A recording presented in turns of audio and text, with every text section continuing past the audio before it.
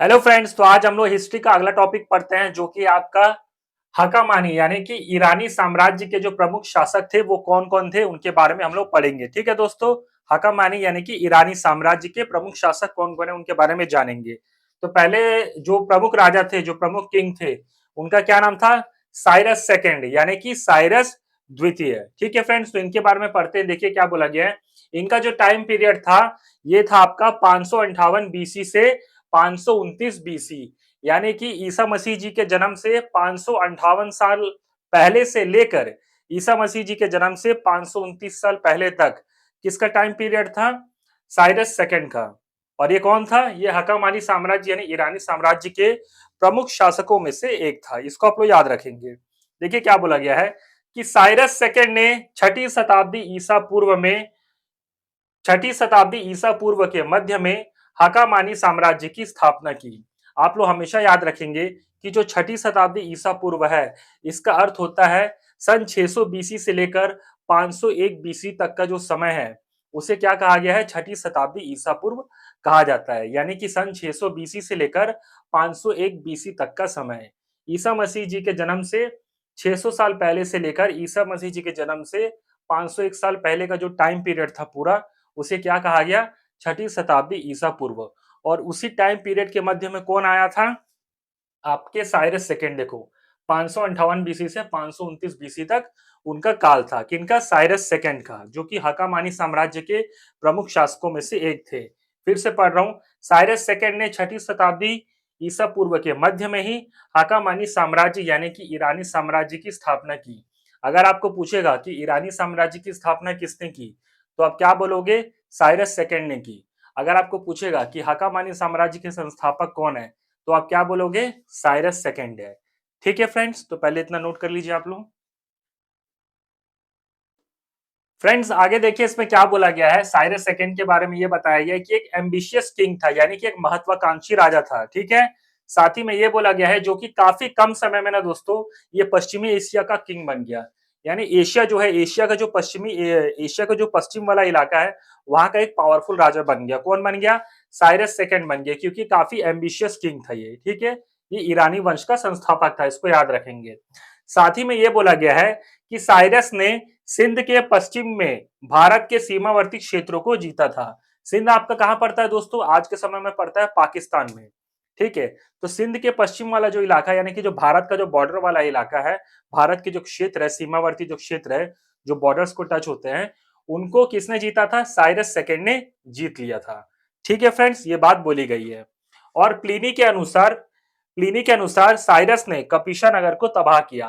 Pliny याद रखेंगे दोस्तों, ये एक रोमन विद्वान थे और एक सैन्य कमांडर भी थे। प्लीनी ने किताब लिखी थी जिसका नाम था नेचुरल हिस्ट्री। आप लोग जब हिस्ट्री पढ़ेंगे तो आपको समझ में आएगा। तो प्लीनी कौन थे? प्लीनी एक रोमन विद्वान थे और सैन्य कमांडर भी थे। और उन्हीं के अनुसार ऐसा बोला जाता है कि साइरस सेकेंड ने कपिशा नगर को ध्वस्त किया था।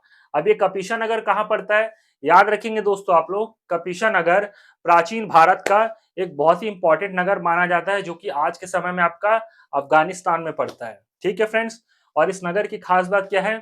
ये नगर अपने बिजनेस यानी कि अपने व्यापार के लिए, और साथ ही में एक प्रकार की शराब यानी कि विशेष शराब, उसके लिए, और साथ ही में बौद्ध धर्म के लिए काफी ज्यादा फेमस था। कौन सा नगर दोस्तों? कपिशा नगर। और इसी कपिशा नगर को किसने तोड़ा था? साइरस सेकेंड ने। ये बात कौन कह रहे हैं? प्लीनी कह रहे हैं। इस चीज को याद रखेंगे। और प्लीनी कौन थे? एक रोमन विद्वान थे और एक सैन्य कमांडर थे। इस चीज को आप लोग याद रखेंगे। ठीक है फ्रेंड्स, तो पहले इतना आप लोग नोट कर लीजिए।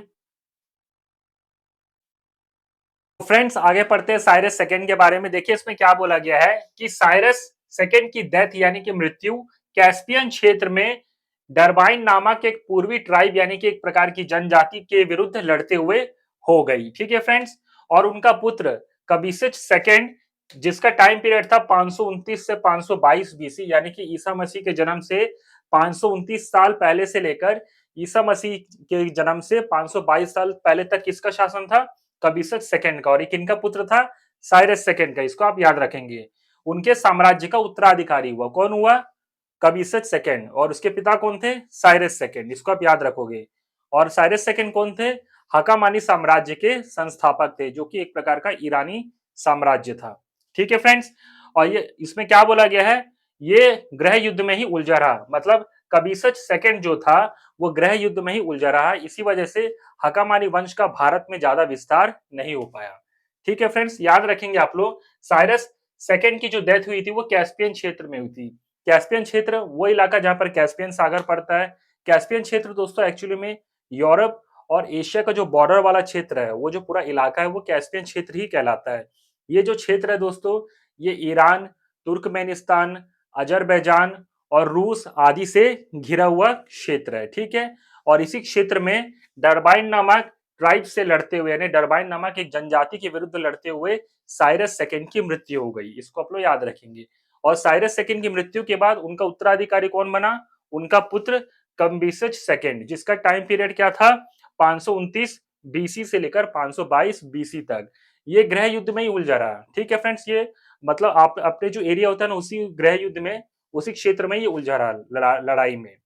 ठीक है फ्रेंड्स, जिसकी वजह से इसका क्या हुआ, इस साम्राज्य का यानी कि हकामानी साम्राज्य का भारत की ओर ज्यादा विस्तार नहीं हो पाया। ठीक है फ्रेंड्स, तो इसको आप लोग याद रखेंगे। सो फ्रेंड्स, ये था साइरस सेकंड के बारे में एक छोटी सी जानकारी, सामान्य जानकारी, जो कि हकामानी साम्राज्य के संस्थापक थे। सो फ्रेंड्स, अगर आपको मेरा ये वीडियो पसंद आया तो प्लीज आप इस वीडियो को ज्यादा से ज्यादा लाइक, कमेंट और शेयर जरूर करिएगा।